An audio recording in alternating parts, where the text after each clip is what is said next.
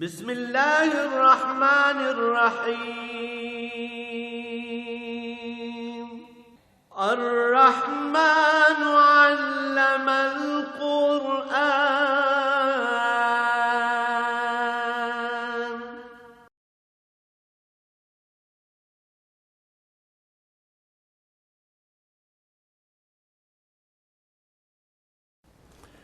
الحمد للہ رب العالمین والصلاة والسلام علی حبیبہ محمد وآلہ وصحبہ اجمعین۔ اعوذ باللہ من الشیطان الرجیم، بسم اللہ الرحمن الرحیم۔ اتخذوا ایمانہم جنة فصدوا عن سبیل اللہ انہم ساء ما كانوا یعملون۔ ذلك بأنهم آمنوا ثم كفروا فطبع على قلوبهم فهم لا يفقهون۔ اللهم سبحانك لا علم لنا إلا ما علمتنا إنك أنت العليم الحكيم۔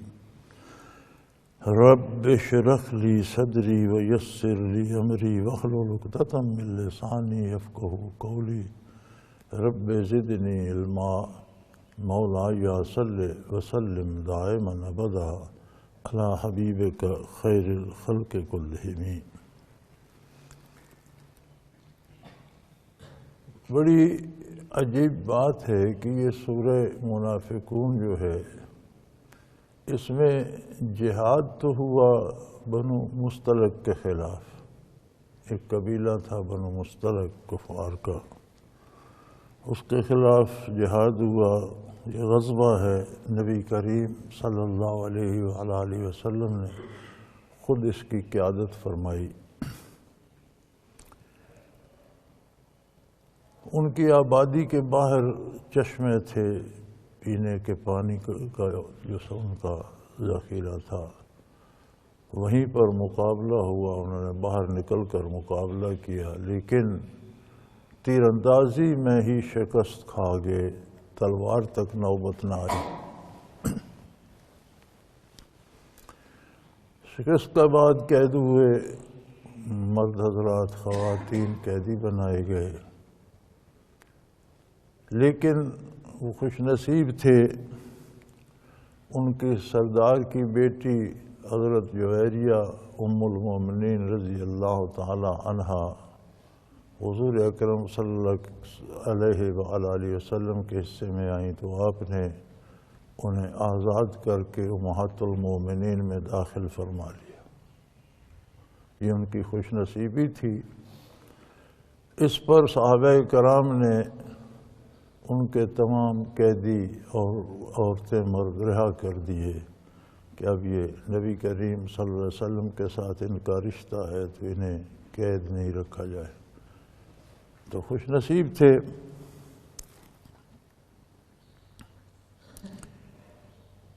لیکن بحث ساری منافقین کے کردار پر ہے، سورت کا نام ہی منافقین ہے، کیونکہ اس جنگ میں منافقین کا کردار کھل کر سامنے آ گیا، تو اللہ کریم نے ان کے کردار اور اس کے نتائج اور اثرات اس سورہ مبارکہ میں بیان فرما دیے۔ فرمایا اتخذوا ایمانہم جنۃ، انہوں نے اپنے ایمان کو محض ڈھال بنا رکھا ہے۔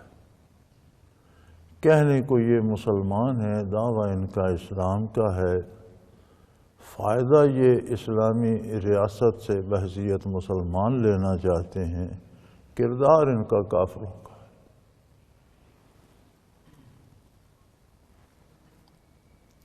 محض ایمان کو تو انہوں نے ڈھال بنا رکھا ہے، ان کا کردار یہ ہے کہ صدوا عن سبیل اللہ، ان کا کردار یہ ہے کہ نہ یہ خود اللہ کی راہ پہ چلتے ہیں، نہ دوسروں کو چلنے دیتے ہیں، انہیں بھی ترغیب دیتے ہیں، اللہ کی راہ کو روکنے کا سبب بنتے ہیں۔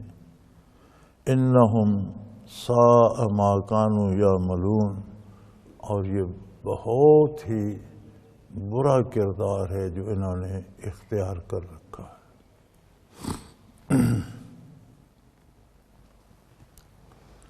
عام آدمی بھی جب کردار میں عمل میں دین کے خلاف جاتا ہے تو پھر وہ کوشش کرتا ہے کہ دوسرے لوگ بھی اس کا ساتھ دیں۔ آپ نے آج کے معاشرے میں دیکھا ہوگا قرآن کا نزول تو خاص ہے، خاص واقعات پر آیات نازل ہیں، لیکن قرآن کے احکام عام ہیں قیامت تک کے لیے۔ تو آج کے معاشرے میں بھی آپ نے دیکھا ہوگا کہ جو لوگ خود نماز ادا نہیں کرتے، نمازیوں پر نمازی ہونے کا بھی طنز کرتے ہیں، وہ یہ جی بڑا نمازی ہے۔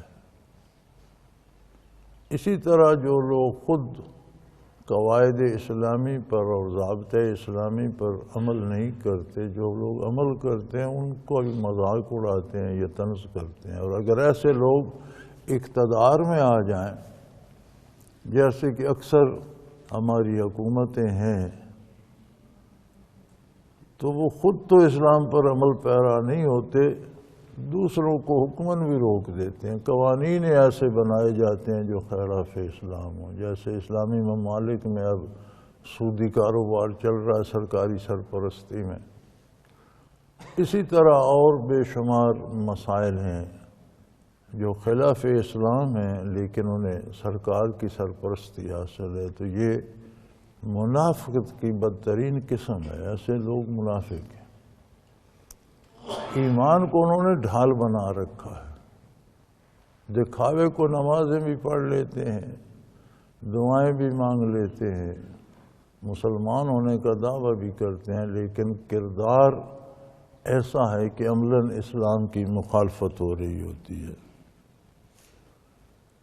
اس کی وجہ کیا ہے؟ فرمایا ذالک بانہم آمنوا ثم کفروا، یہ ایمان تو لائے، اسلام قبول تو کیا، لیکن پھر کافر ہو گئے، دعویٰ اسلام کا رہا، کردار کفر کا اپنایا۔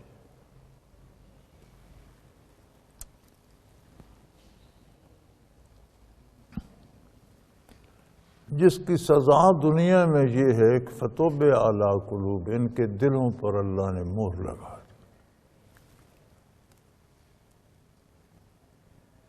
فہم لا یفقہون، اب یہ بات کو سمجھنے کا شعور ہی نہیں رکھتے۔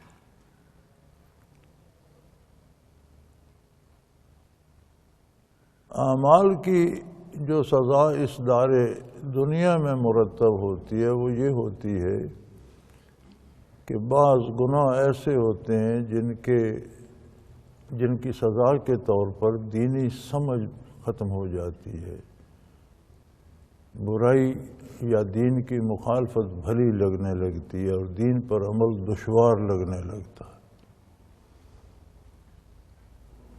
تو فرمایا یہ کیوں دین کی مخالفت کرتے ہیں؟ اس لیے کہ ان کے دلوں پر اللہ نے مہر کر دی۔ اب یہ بات کی حقیقت کو پا ہی نہیں سکتے، یہ برائی پر خوش ہیں، دین کی مخالفت پر خوش ہیں، اسی کو اپنی کامیابی سمجھتے ہیں اور اپنی کامیابی کا سبب سمجھتے ہیں، اپنے اقتدار کا سبب سمجھتے ہیں، اور دین کی سمجھ سے ہی عاری ہو گئے۔ اور یہ بہت بڑی سزا ہے، اللہ کریم معاف فرمائے۔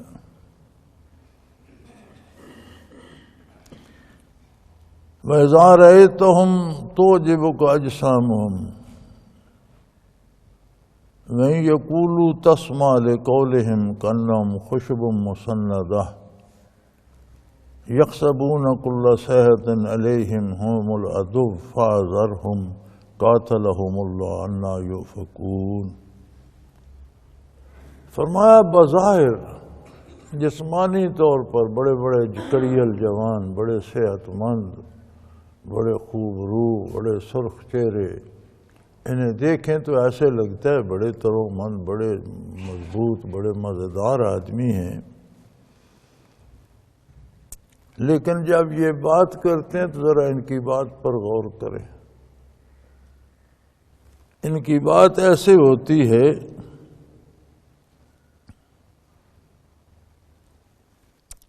جیسے سوکھی لکڑیاں کسی دیوار کے سہارے کھڑی کر دی جائیں۔ یعنی ان کی بات میں نہ لطف ہوتا ہے، نہ تاثیر ہوتی ہے، نہ حق ہوتا ہے۔ محض خشک لکڑی جو کسی دیوار کے سہارے کھڑی کر دی جائے، یہ بھی وقتی سہاروں اور وقتی امیدوں کے سہارے لے کر اور حالات کے سہارے لے کر اپنے آپ کو محض کھڑا رکھتے ہیں۔ چونکہ محض کوئی لکڑ دیوار کے سہارے کھڑی کر دو تو اس کا تو کوئی بھی فائدہ نہیں، خود سے تو کھڑی بھی نہیں رہ سکتی، دیوار گرے گی تو ساتھ گر جائے گی۔ تو دیوار ایک عارضی سہارا ہے، نہ وہ چھت ڈالنے کے کام آئی، نہ فرنیچر کے کام آئی، نہ جلانے ہی کے کام آئی۔ تو فرمایا جب ان کی ظاہری وجود دیکھو تو بڑے صحت مند اور ان کے چہرے لال اور بڑی صحت ٹھیک اور بڑے خوبصورت جوان نظر آتے ہیں، لیکن جب بات کرتے ہیں تو بات انسان کے اندر کے جذبات کو ظاہر کرتی ہے۔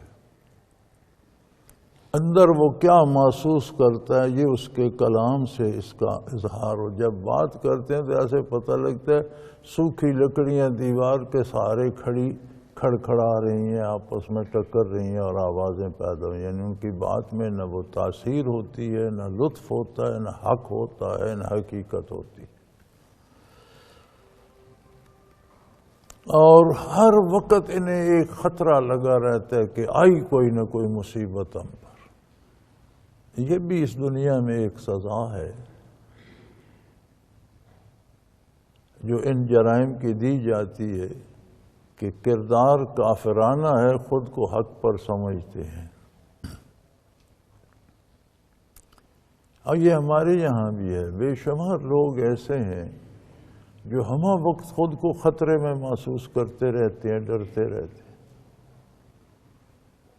آج کے آپ اپنے حکمرانوں کو ہی دیکھ لیں کہ ہزاروں پہرے دار ان کے دروازے پہ کھڑے ہیں، کہیں نکلتے ہیں تو ٹریفک بند ہو جاتی ہے، آگے پیچھے بندوق بردار پہرے دار ہوتے ہیں، پھر ڈر رہے ہوتے ہیں کہ کہیں کچھ ہو نہ جائے۔ کمال ہے، حد ہو گئی ہے۔ نہیں اتنے پہروں میں بھی سکون نہیں آتا۔ اور خیر اسے مغرب میں دیکھا جائے، کافر معاشرے میں دیکھا جائے تو وہاں تو یہ ایک مستقل مرض بن گیا ہے، ہر بندہ ڈرتا ہے۔ پوچھو وہ کس بات سے ڈر رہا ہو، کہتا ہے کوئی پتہ نہیں۔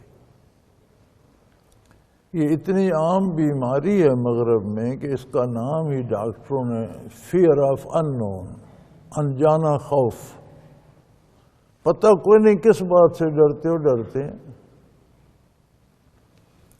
میری ایک دفعہ نیو یارک میں ایک عمر رسیدہ خاتون سے بات ہوئی تو کہنے لگی میری عمر 80 برس ہے، لیکن میرا مسئلہ یہ ہے کہ میں ہر وقت ڈرتی رہتی ہوں، رات کو تو ڈر کے مارے سو ہی نہیں سکتی، دروازے کی طرف کرسی کا منہ کر کے دروازہ لاک کر کے بند کر کے تو اس کرسی پر بیٹھے رات گزار دیتی ہوں، ڈر لگا رہتا ہے سو گئی تو پتہ نہیں کیا ہو۔ تو کس چیز سے ڈرتی ہو یہ تو کوئی پتہ نہیں۔ کہ اس کا نام ہی رکھ دیا اہل مغرب نے دا فیئر آف اننون، انجانا خوف۔ تو فرمایا ان کا عالم یہ ہے کہ کلو صحت علیہم، سمجھتے ہیں ہر مصیبت ہم پر ہی آئے گی، آئی مصیبت، مارے گئے، تباہ ہو گئے، یہ خطرہ وہ خطرہ۔ ہوم العدو فاحذرہم، فرمایا یہ آپ کے دشمن ہیں، آپ ان سے ہوشیار رہیے۔ قرآن کریم کے انداز تخاطب پہ اگر غور کریں تو پتہ چلے گا کہ جو قرآن کا مفہوم یہ ہے کہ جو لوگ اسلام کی راہ میں رکاوٹ ڈالتے ہیں اور غیر اسلامی نظام کو قائم رکھنے پہ اصرار کرتے ہیں، ہم دوسروں کو تو چھوڑ دیں، ہمارے ہاں یہی بحث اور یہی نعرے لگتے رہتے ہیں، جی نظام کو نہیں جانے دیں گے، اس نظام کو قائم رکھنا ہے، یہ نظام جمہوریت ہے، پتہ نہیں وہ جمہوریت کیا بلا ہے، اس پر جانے دے دیں گے، ہم نظام کی خاطر لڑ رہے ہیں۔ فرمایا یہ جو غیر اسلامی نظام پر جانے نچھاور کرنے والے ہیں، اے میرے حبیب یہ آپ کے دشمن ہیں۔ ذرا معاملے پر غور فرمائیے کہ یہ محض نظام اسلامی سے دشمنی نہیں، یہ براہ راست رسول اللہ صلی اللہ علیہ وسلم سے دشمنی ہے۔ ہم العدو، یہ آپ کے دشمن ہیں، فاحذرہم، ان سے ہوشیار رہیے۔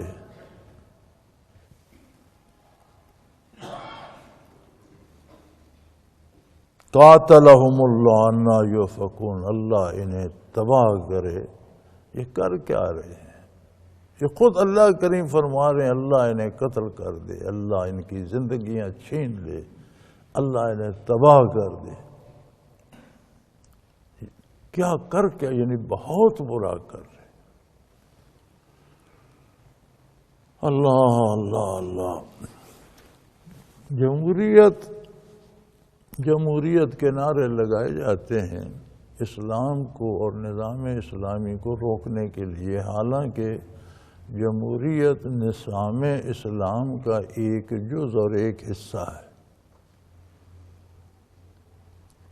ظہور اسلام سے پہلے، بعثت نبی کریم صلی اللہ علیہ وسلم سے پہلے روئے زمین کی تاریخ اٹھا لیں، کہیں جمہوریت کا نام نہیں ملتا۔ عام آدمی کی رائے کی کوئی حیثیت نہیں تھی، شخصی حکومتیں اور ذاتی بادشاہتیں تھیں، جو بادشاہ چاہتا تھا وہ ہوتا۔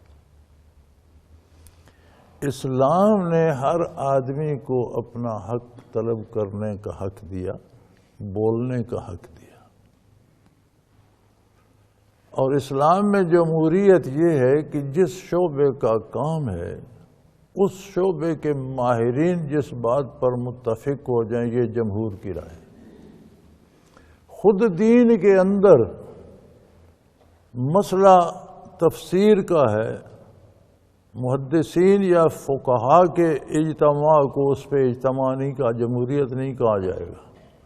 مفسرین کی اکثریت جس بات پہ متفق ہوگی وہ جمہور کی رائے ہوگی، وہ جمہوریت ہوگی۔ مسئلہ فقہ کا ہے۔ اب دونوں اسلام کے تینوں حصے ہیں، قرآن ہے، حدیث اس کی شرح ہے، اور فقہ کیا ہے؟ قرآن کے احکام کو دلائل سے ثابت کرنے کا نام فقہ ہے۔ حدیث قرآن کی تفسیر کا نام ہے، فقہ قرآن و حدیث سے دلائل لے کر مسائل کو ثابت کرنے کا نام فقہ ہے۔ قرآن خود قرآن ہے تو تینوں ایک ہی بات ہے۔ اس کے باوجود فقہ کا مسئلہ ہوگا تو فقہا کا اجتماع جمہور کہلائے گا، حدیث کا مسئلہ ہوگا تو محدثین کا اجماع جمہور کہلائے گا۔ اسی طرح قانون کا مسئلہ ہے تو وکلاء کی اکثریت کی رائے جمہور کہلائے گی۔ عمارت بنانی ہے، سڑک بنانی ہے تو انجینئرز کی اکثریت جو رائے دے گی وہ جمہور کی رائے ہوگی۔ حکومت بنانی ہے تو قوم اور قبائل کے سردار جو حکومت کرنا جانتے ہیں، وہ لوگ جو قوم کے پیشوا بنے ہوئے ہیں، وہ لوگ جو قوم کی سیاست میں قیادت کرتے ہیں، ان کی اکثریت جس پہ متفق ہوگی وہ جمہور کی رائے ہوگی۔ پہلے وہ رائے لی جائے گی، پھر جس کو وہ منتخب کریں گے اسے عوام کے سامنے پیش کر دیا جائے گا کہ ہماری رائے میں یہ اس قابل ہے، اب آپ بھی اس پہ اتفاق کریں، تو لوگ اتفاق کر لیں گے۔ یہ اسلامی جمہوریت ہے۔ اسی طرح ابو بکر صدیق رضی اللہ عنہ کا انتخاب ہوا، خلفاء راشدین کا انتخاب اسی طرح ہوا۔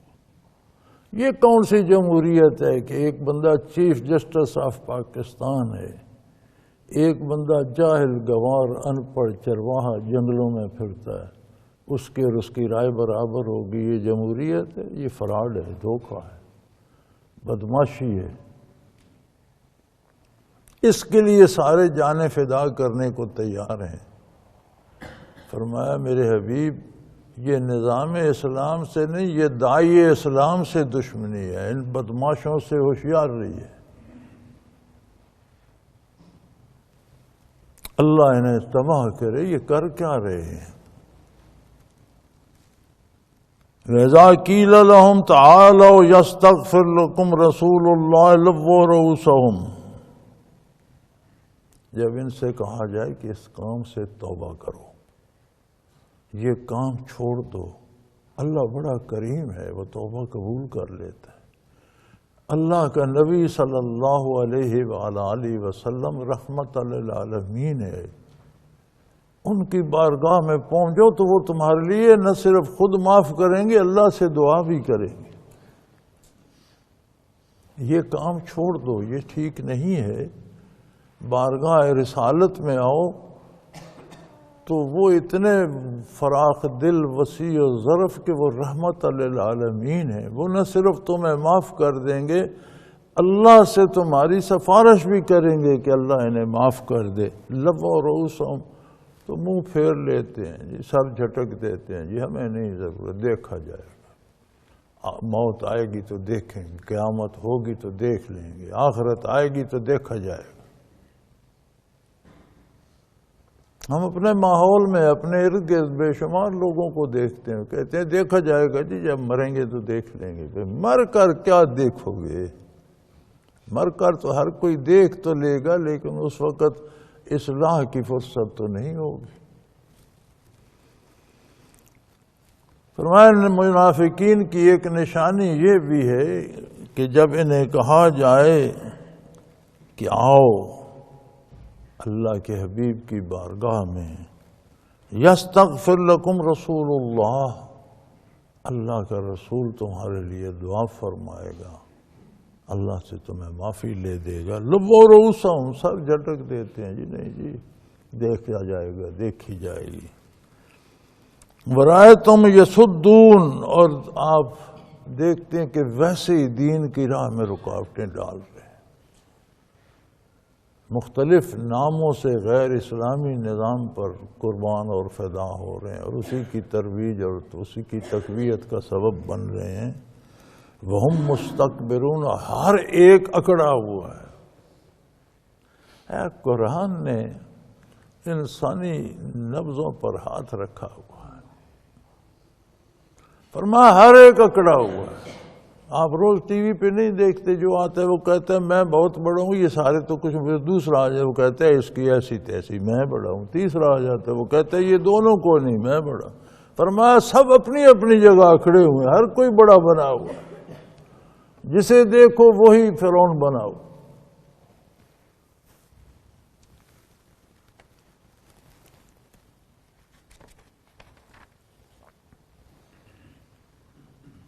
اب اس کی سزا کیا، اس کا نتیجہ کیا ہے؟ یہ تو بزرگوں کی خانقاہوں پہ دیگے بھی پناہ لیتے ہیں، بقا لیتے ہیں، خیرات بھی کرتے ہیں، 40 میں بھی مناتے ہیں، شب برات بھی مناتے ہیں، اور اس طرح کے کام بھی کرتے ہیں کہ بخشش ہو جائے گی۔ فرمایا ان کی بخشش کیا ہوگی؟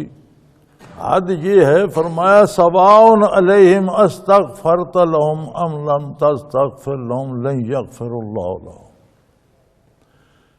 مخالفین نظام اسلام کے لیے اے میرے حبیب برابر ہے، اگر آپ بھی دعا فرمائیں یا نہ فرمائیں برابر ہے، آپ کی دعا پر بھی ان کی بخشش نہیں ہو۔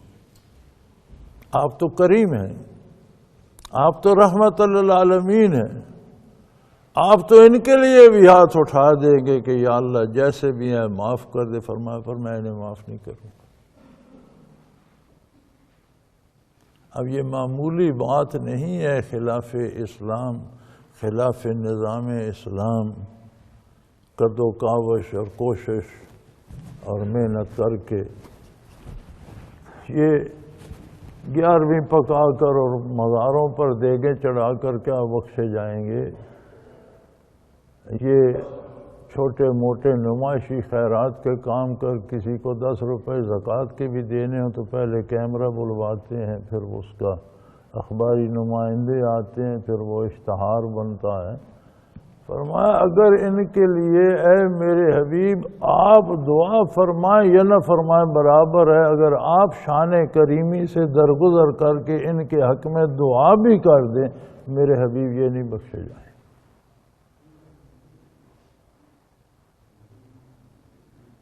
آپ کی ذات تو ایسی کریم تھی کہ ایک دفعہ قرآن کریم میں آ جائے گا، ایک دفعہ ارشاد ہوا قرآن میں کہ ان منافقین کے لیے آپ 70 بار بھی دعا کریں تو نہیں قبول ہوگی۔ تو جب یہ آئے کریمہ نازل ہوئی تو آپ صلی اللہ علیہ وسلم نے فرمایا کہ میں 70 سے زیادہ بار کر لوں۔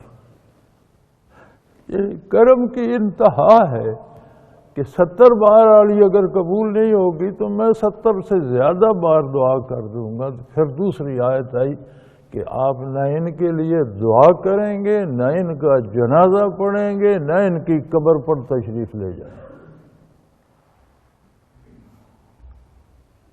منع کر دیا گیا کہ نہ ان کے لیے دعا کیجیے، نہ ان کا جنازہ پڑھیے، نہ ان میں سے کسی کی قبر پر تشریف لے جائیے۔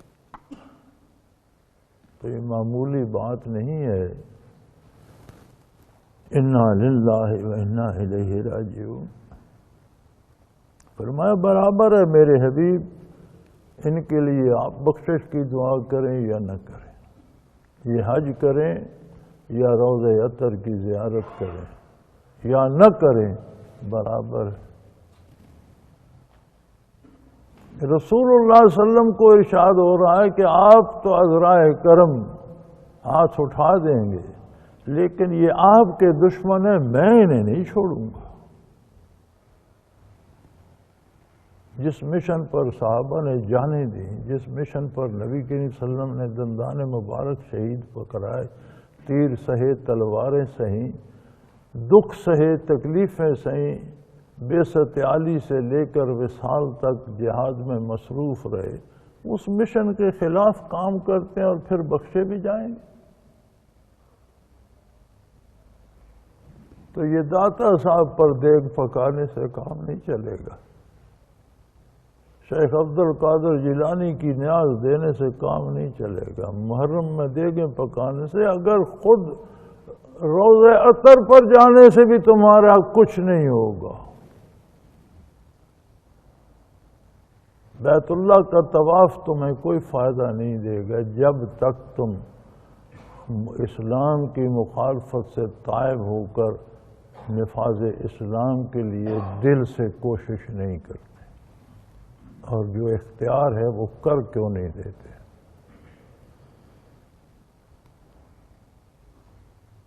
ان اللہ لا یہدی القوم الفاسقین، کہ اللہ کا قانون ہے برائی سے ہدایت نصیب نہیں ہوتی،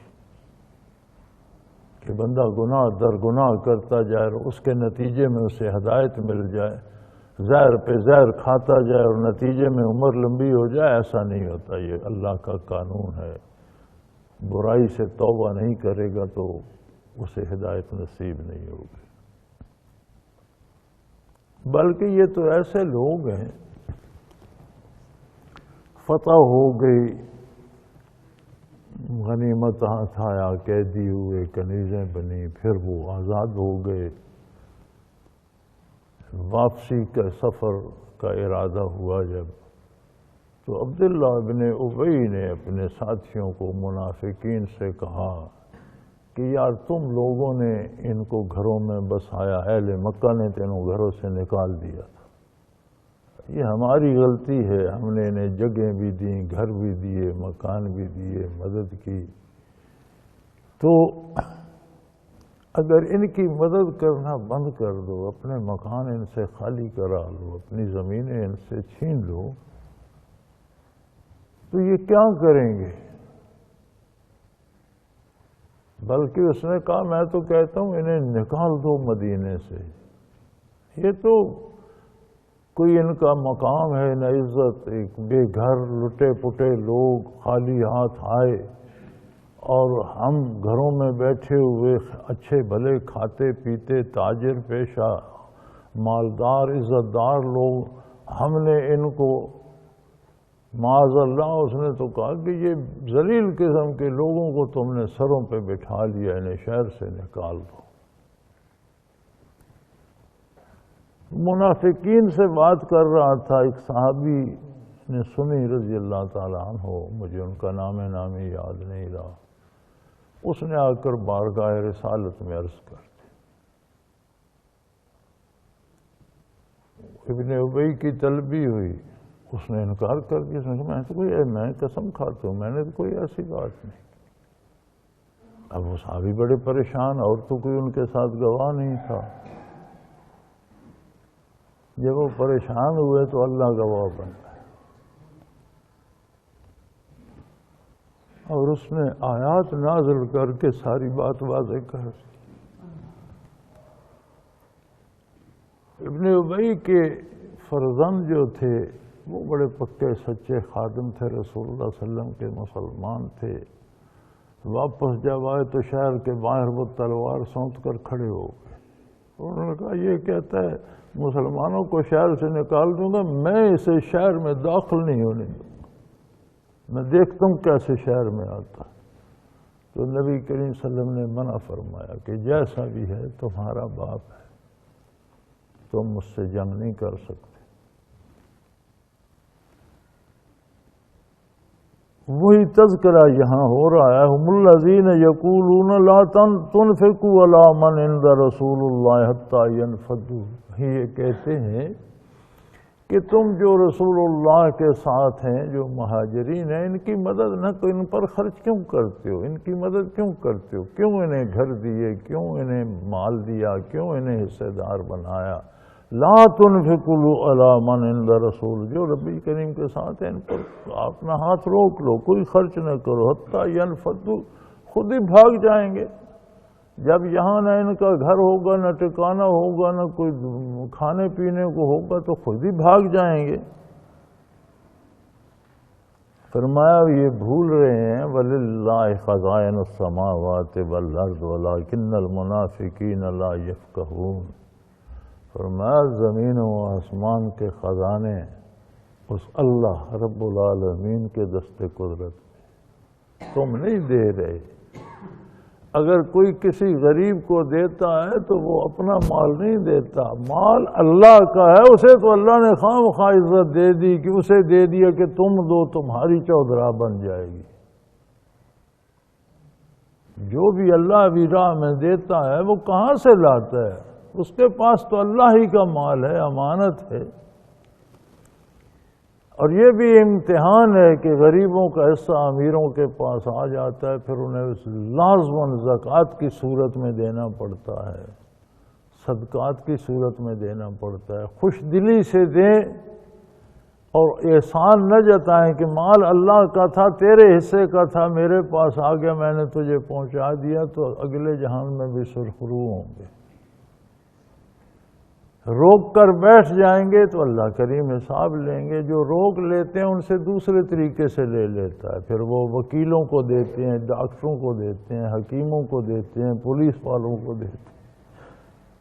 وہ رہتا تو نہیں ہے، دوسرے کا حصہ رہتا نہیں ہے، لیکن وہ پھر ٹیڑھا ہو کر نکلتا ہے۔ ایک محاورہ ہے نا کہ جو گھی سیدھی انگلی سے نہیں نکلتا، ٹیڑھی انگلی کر کے نکالا جاتا ہے، پھر وہ ٹیڑھی انگلی کر کے نکلتا ہے مال۔ پھر مصیبتیں آتی ہیں، مقدمے آتے ہیں، عدالتوں میں رشوتیں دیتے ہیں، وکیلوں کو فیسیں دیتے ہیں، امراض آ جاتے ہیں، دوائیوں پہ خرچ ہوتا ہے، ڈاکٹروں کو دیتے ہیں، تو رہتا تو نہیں ہے، ان کے حصے کا تھا نہیں، اس نے جانا تھا۔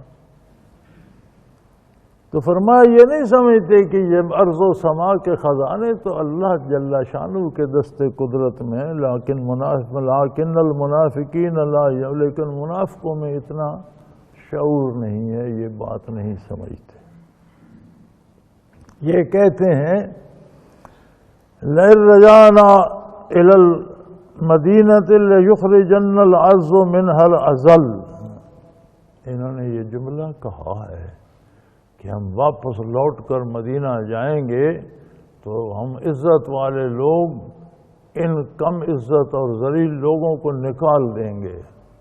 پورا وہ جملہ اللہ نے نقل فرمایا کہ یہی بات انہوں نے کی ہے کہ ہم عزت والے لوگ ہیں، یہ ذلیل لوگ ہیں، خالی دست تہی دست مانگنے کے لیے آگے، نہ ان کا گھر ہے، نہ در ہے، نہ زمین ہے، نہ ان کے پاس سرمایہ ہے، یہ سب کچھ چھوڑ کر خالی ہاتھ آگے ان کی کوئی حیثیت نہیں ہے، ان بے حیثیت لوگوں کو مجھے اللہ معاف کرے، یہ ذلیل کا لفظ میں استعمال نہیں کرنا چاہتا، ڈر لگتا ہے، لیکن منافقین نے کیا اور اللہ نے وہ یہ لفظ نقل فرما دیا کہ اس نے یہ بات کی ہے۔ تو ان بے حال لوگوں کو ہم شہر سے نکال دیں گے۔ وَلِلَّهِ الْعِزَّةُ وَلِرَسُولِهِ وَلِلْمُؤْمِنِينَ، اللہ فرماتے ہیں ساری کی ساری عزت اللہ کے لیے۔ اللہ کے بعد کائنات میں معزز ترین ہستی اللہ کا رسول ہے۔ انبیاء اور رسولوں کے بعد سب سے معزز لوگ میرے نبی پر ایمان لانے والے۔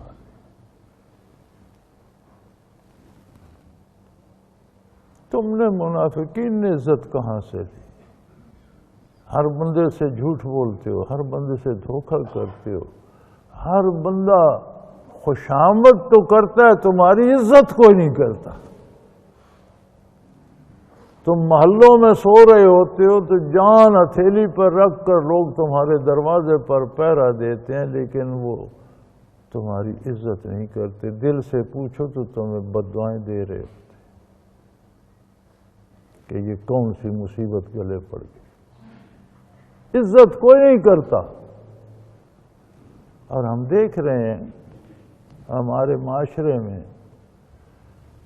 یہ حکمران جو خلاف اسلام نظام پر مصر ہیں، کس کی عزت باقی ہے؟ چوروں، لٹیروں، جیب کتروں اور ڈاکوؤں کے ساتھ عدالتوں میں تاریخیں بھگتتے پھرتے۔ جلسے ہوتے ہیں، ہزاروں لوگ جمع ہو جاتے ہیں، لاکھوں کا مجمع ہو جاتا ہے، اور اب تو پہلے تو ایک دوسرے پر تنقید کرتے تھے، اب تو ایک دوسرے کو گالیاں دیتے، ایسے الفاظ استعمال کرتے ہیں جنہیں کوئی شریف بندہ زبان پہ نہیں لا سکتا۔ اور کوئی بچا ہوا کون ہے سوائے اللہ کے بندوں کے، جنہوں نے اللہ کی عبادت کی، ان کی تو قبروں کا بھی احترام ہے۔ لوگ ان کی قبروں کی طرف پشت کرنا بے ادبی سمجھتے ہیں۔ کیا ان کے پاس حکومتیں تھیں، سلطنتیں تھیں، ریاستیں تھیں؟ سوائے اللہ کے نام کے کیا تھا؟ تو فرمایا یہ تو بے عزت لوگ ہیں، عزت اللہ کے لیے ہے، اللہ کے رسول کے لیے ہے، عزت اللہ کے بندوں کے لیے ہے، ان مومنین کے لیے جو میرے نبی کا دامن تھام لیتے ہیں۔ ان کی تو قبروں کی بھی لوگ عزت کرتا ہے، احترام کرتا ہے۔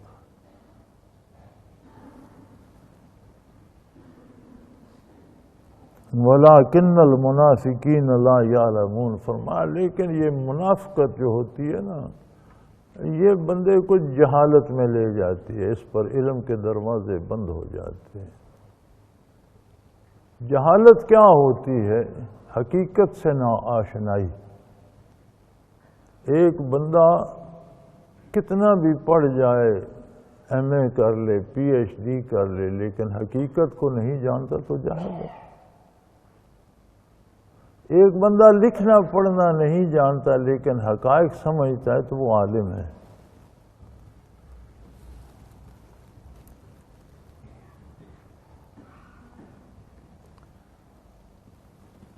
فرمایا یہ بات تو منافقین کی تھی، اب دوسرا دھڑا مومنین کا ہے۔ منافق بدترین کافر ہوتا ہے، کفر کی سب سے نچلی سطح نفاق ہے۔ تو فرمایا وہ تو ایک ہی طبقے کی بات تھی، یا ایھا الذین آمنوا، اے ایمان والو، لا تلہکم اموالکم واولادکم عن ذکر اللہ، کہیں مال اور اولاد دنیاوی مصروفیات تمہیں اللہ کی یاد سے روک نہ دے، غافل نہ کر دے۔ یہ نفاق اور کفر کیا ہے؟ یاد الہی سے محرومی کا نتیجہ ہے۔ تمہیں عزت دی گئی اسلام کے ساتھ، ایمان کے ساتھ، تم نے دامن محمد الرسول اللہ تھاما، تم بھی معزز ہو گئے۔ تم نے دامان رسالت تھاما، تم بھی مکرم ہو گئے۔ لیکن یاد رکھو یہ ہاتھ میں تب بھی رہے گا جب تک اللہ کو یاد کرتے رہو۔ اگر تم بھی دنیا میں اتنے مصروف ہو گئے کہ اللہ کی یاد بھول گئی، اولاد کے بکھیڑوں میں اتنے الجھ گئے کہ اللہ کی یاد بھول گئی، تو کہیں یہی وبال تم پر بھی نہ آ جائے۔ یعنی کسی فرد میں خصوصیت نہیں ہے کہ وہ معزز رہے، اس کا کردار ہے کہ دامان رسالت تھامے رکھے گا تو معزز رہے گا، چھوٹ گیا تو گرا تو اسی گڑھے میں جائے گا جہاں پہلے منافقین پھرتے۔ یہ نہ ہو کہ اذانیں ہوتی رہیں اور تمہاری پیشانیاں سجدوں سے خالی ہوں، فرصت نہیں ہے جی، دفتری کام زیادہ ہے، میرا کاروبار بڑا پھیل گیا ہے، لوگ بڑے آتے ہیں، مجھے کل پرسوں تو الیکشن ہے، ووٹ لینے ہیں، میں لوگوں میں مصروف ہوں۔ فرمایا یہ کوئی بات نہیں، اول دین اس کے بعد دنیا۔ ہم یہ بھی کرتے ہیں، یار یہ کام کر لوں پھر نماز پڑھ لوں گا، تو یہ نہیں ہو سکتا کہ نماز پڑھ لوں پھر کام ہو جائے گا، یہ بھی تو ہو سکتا ہے۔ یہ بھی کر لوں، یہ بھی کر لوں، یہ بھی، اس میں نماز کا وقت نکل جاتا۔ اچھا خیر ہے پھر پڑھ لیں گے، میں اس طرح تو مار کھا جاؤں۔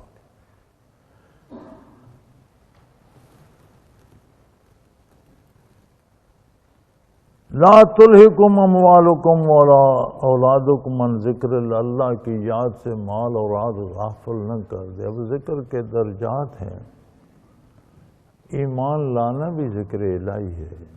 مومن کا ہر وہ کام جو وہ شریعت کے مطابق کرتا ہے عملاً ذکر الہی ہے۔ ہر وہ بات جو وہ اللہ کے قانون کے مطابق کرتا ہے ذکر الہی ہے۔ تلاوت ذکر الہی ہے، تسبیحات ذکر الہی ہیں، کلمات، ہر وہ کلمہ، ہر وہ دنیا کی بات، کاروبار، سیاست، کوئی بات اسلامی قوانین کے مطابق کرتا ہے، سارا ذکر۔ پھر اس کے بعد ذکر لسانی آ گیا، عملاً ذکر آ گیا، تیسرا درجہ ہے ذکر قلبی کا۔ وہ نصیب ہو جائے تو نور اللہ نور، کیا بات ہے، ہمہ وقت ہر باڈی سیل ذکر کرتا رہتا ہے، اور ذکر کرنے کا حق ادا ہوتا ہے ذکر قلبی سے۔ ذکر کثیر ہوتا ہی ذکر قلبی سے۔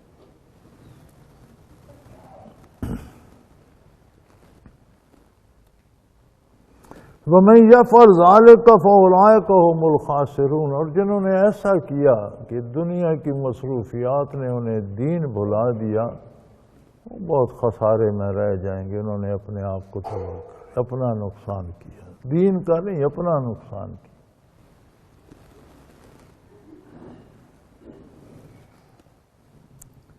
وَأَنفِقُوا مِمَّا رَزَقْنَاكُم مِّن قَبْلِ أَن يَأْتِيَ أَحَدَكُمُ الْمَوْتُ، اور جو نعمتیں اللہ نے عطا کی ہیں موت کے آنے سے پہلے پہلے انہیں اللہ کی راہ میں خرچ کرو۔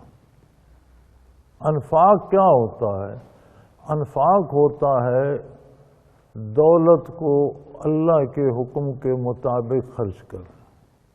اگر اس کے مطابق نہ ہو، اس کی حدود سے بڑھ جائے تو اسے کہتے ہیں اسراف، فضول خرچ۔ اس سے بھی بڑھ جائے تو پھر دین کی مخالفت پہ لگ جاتی۔ بدترین وہ لوگ ہیں جن کے وسائل دین کی مخالفت پہ لگتے، سب سے بدترین ہے۔ کوئی فرق نہیں پڑتا، کلمہ پڑھتے ہیں تو پڑھتے رہیں، فرمایا ان کے کلمے کا کیا ہے۔ خود نبی کریم کو فرما دیے گی کہ ان کے لیے آپ بھی دعا کریں گے تو کوئی فائدہ نہیں ہوگا، تو پھر باقی کیا بچا۔ صرف دولت نہیں، ہر چیز اللہ نے دی ہے، علم، عقل، شعور، حکومت، اقتدار، طاقت، قوت، صحت، جتنی نعمتیں اللہ نے دی ہیں، جہاں جہاں ضرورت ہے وہاں اللہ کے حکم کے مطابق اور دین کی مدد میں صرف کرو۔ پیسہ ہے تو اسے دین کے مطابق دین کی بھلائی کے لیے خرچ کرو۔ علم ہے تو اس سے دین پھیلانے کا کام لو۔ اقتدار ہے تو نفاذ دین کا کام لو۔ جو کچھ تمہارے پاس ہے مما رزقناکم، ما رزقناکم، جو بھی مما رزق، جو کچھ ہم نے تمہیں دیا ہے، عقل دی ہے، شعور دیا ہے، نظر دی ہے، نطق دیا ہے، کلام بیان کی قوت دی ہے، علم دیا ہے، دولت دی ہے، اولاد دی ہے، افراد دیے ہیں، مریدین جمع ہو گئے۔ فرمایا جو کچھ دیا ہے اسے اللہ کی راہ میں ڈالو، اس سے پہلے کہ موت آ جائے۔ موت آ گئی تمہارے پلے کچھ نہیں رہے گا، سب کچھ چھن جائے گا، تنے تنہا بارگاہ الہی میں پیش ہونا پڑے۔ یہ قومی ترانے نہیں بجیں گے، یہ فوجی تمہیں سلام نہیں کریں گے، یہ پولیس کی گارڈ تمہارے ساتھ نہیں جائے گی۔ تنے تنہا بے لباس، ایک انسلی چادر میں لپٹے ہوئے، دو انسلی چادروں میں لپٹ کر بارگاہ الہی میں پیش ہونا، فقیر ہو یا بادشاہ۔ حج جو ہے اسی کی یاد تازہ کرتا ہے کہ دو انسلی چادروں میں لپٹ کر بندہ اللہ کے حضور خود کو پیش کر کے کہتے ہیں لبیک اللہم لبیک، اے میرے پروردگار میں حاضر ہوں۔ لیکن جب معاملہ بگڑ جائے اور بندہ دین کی مخالفت پہ کمر بستہ ہو لے تو پھر وہ ایک رسم رہ جاتی ہے، اس میں کیفیت کوئی نہیں رہتی، ایک ڈرامہ رہ جاتا ہے۔ اب ڈرامے میں تو کوئی بادشاہ بن جاتا ہے، کوئی قیدی بن جاتا ہے، ڈرامہ ختم ہوا تو بات ختم ہو گئی۔ تو نمازیں اور حج بھی ڈرامہ بن جاتے ہیں اگر دین کا درد دل میں نہ ہو، نفاذ اسلام کے لیے کوشاں ہو، کم از کم اپنے آپ کو تو اسلام پر عمل پہ کاربند رکھے، اپنا وجود تو اس کے قبضے میں ہے۔ تو فرمایا جو نعمتیں ہم نے دی ہیں موت آنے سے پہلے پہلے اللہ کی راہ میں صرف کر لو۔ دی اس نے ہے، اس کی راہ میں خرچ کرو گے تو پھر اس کا کو اپنی شان کے مطابق معاوضہ دے گا۔ پلے سے تم نے کچھ نہیں دینا، اللہ کی دی ہوئی نعمتیں رزقناکم، جو ہم نے تمہیں بطور رزق دی ہیں عطا کی ہیں، انہیں اللہ کی راہ میں انفاق فی سبیل اللہ، اللہ کی راہ میں خرچ کرو۔ تم اپنی حیثیت کے مطابق خرچ کرو گے اور گھر سے نہیں، اللہ ہی کا مال اللہ کی، تو وہ تمہیں اپنی شان کے مطابق انعام دے گا۔ ایسا نہ ہو کہ موت آ جائے اور پھر مرنے کے بعد بارگاہ الہی میں جو اس کو یا اللہ اب مجھے مہلت دے دے، اب مجھے یقین ہو گیا، اب میں بڑا کام کروں گا دین کا، تھوڑی سی ایک دفعہ مجھے دنیا لاؤ اخرتنی الی اجل قریب، اللہ کیا تو مجھے تھوڑی سی مہلت نہیں، ایک دفعہ پھر مجھے دنیا میں جانے دے، فاصدق، میں ہر شے تیرے نام پہ نچھاور کر دوں، میری باتیں، میرا علم، میری قوت، میرا اقتدار، میری دولت، میرے دست و بازو، میرے بیٹے بھائی، میرے مرید، میرے ساتھی، میری سیاسی پارٹی، سب تیری راہ میں لگ جائیں گے، مجھے ایک بار واپس جانے تو دے۔ وَأَكُن مِّنَ الصَّالِحِينَ، اللہ تو دیکھنا میں کتنا نیک ہو جاؤں گا۔ فرمایا وَلَن يُؤَخِّرَ اللَّهُ نَفْسًا إِذَا جَاءَ أَجَلُهَا، فرمایا یہ محض کہنے کی باتیں ہیں، موت آ گئی، قصہ ختم ہو گیا، پھر دوبارہ مہلت نہ دی جائے۔ آرزو کرتے رہیں گے لوگ، پھر اس دنیا میں بھیجے نہ جائیں گے، چونکہ ایمان کا تقاضا تھا کہ میرے نبی پر اعتبار کر کے یہ حقیقت مان لو. تم نے نبی پر تو اعتبار نہیں کیا، اب برزخ میں آئے، پردہ ہٹ گیا، خود اب کہتے ہو اب میں مانتا ہوں، تو اب تم مانے بغیر چارہ ہی نہیں. اب نہیں مانو گے تو انکار کیسے کرو گے؟ ازلفت الجنت غیر بعید، جنت بھی سامنے ہوگی. برزت الجحیم لمن یرا، دوزخ کو بھی کھینچ کر لایا جائے گا کہ اب دیکھو یہ دوزخ ہے، یہ جنت ہے، یہ برزخ ہے، یہ آخرت ہے، یہ فرشتے ہیں، یہ ادھر عذاب ہو رہا ہے، یہ ادھر. تو اب مانے بغیر، اب مان کر تم نے کون سا تیر مار لیا؟ فرعون نے بھی کہا تھا، تقریباً مورخین کی رائے میں 400 سال فرعونوں کا عہد رہا ہے، یکے بعد دیگرے حکمران رہے ہیں، اور سارے خود کو خدا کہلواتے تھے. آخری فرعون جو موسیٰ علیہ السلام کے مقابلے میں غرق ہوا، تعاقب تک، سمندر تک پہنچنے تک تو مخالفت پہ ڈٹا ہوا تھا. جب غوطے آئے اور فرشتے نظر آئے، برزخ، موت کے وقت برزخ کھل جاتا ہے، تو کہنے لگے انی تبت الآن انی آمنت برب موسیٰ و ہارون، میں توبہ کرتا ہوں، میں موسیٰ اور ہارون کے رب کو مانتا ہوں. اللہ کریم نے فرمایا الآن، اب مانتا ہے، خود دیکھ کر مانتا ہے، میرے نبی پہ اعتبار نہیں کیا. وہ بھائی جب دیکھ لیا تو ماننے بغیر چارہ کیا؟ اب مان کر کون سا احسان کیا؟ میرے رسول پہ اعتبار کرتے، اس وقت مانتے، تب تمہارا ماننا تھا. اب مان کر فرمایا الان وقد کنت من الکافرین، جب دعوت دی میرے نبی نے، معجزات پیش کیے، برسوں محنت کرتا رہا، تو تم کفر پر جمے رہے. اب مانتے ہو، اب تم مانتے ہو، اب میں نہیں مانتا. وہ کہتے ہیں کوئی مجذوب تھا تو شہروں میں پھرا کرتا تھا، تو کسی نے کہا بھی بابا کیا کرتے ہو؟ تو کہتا ہے یار میرا دل ہے بندوں کی اور اللہ کی صلح ہو جائے. اس نے پوچھا کہاں تک کامیاب ہوئے؟ کہنے لگا اللہ تو مانتا ہے، بندے نہیں مانتے. بڑی کوشش کرتا ہوں، اللہ تو کریم ہے، وہ کہتا ہے جو بھی میرے پاس آ جائے گا بخش دوں گا، لیکن لوگ نہیں مانتے. پھر کسی نے دیکھا تو قبرستان میں پھر رہا تھا، تو اس نے پوچھا بابا شہر چھوڑ کر قبرستان آ گئے؟ ہاں، اس نے کہا میرا دل ہے، چلو زندہ نہیں مانتے تو ان کی تو اللہ سے صلح کرا دو. بابا ہو گئی. اس نے کہا اب یہ مانتے ہیں، اللہ نہیں مانتا.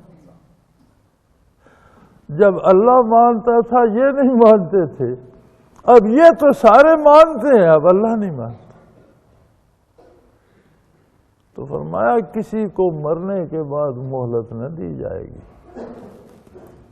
وَلَن يُؤَخِّرَ اللَّهُ نَفْسًا إِذَا جَاءَ أَجَلُهَا، جب اس کی موت آ گئی، قضا آ گئی، روح قبض ہو گئی، پھر واپس دنیا میں نہ، چونکہ پھر دنیا میں آنے کا مقصد ہی ختم ہو گیا. جو کچھ تھا، جس پر ایمان لانا تھا، وہ اس نے خود دیکھ لیا. اب مانے بغیر چارہ کیا ہے؟ قرآن کریم ایک اور جگہ بڑی عجیب بات ارشاد فرماتا ہے.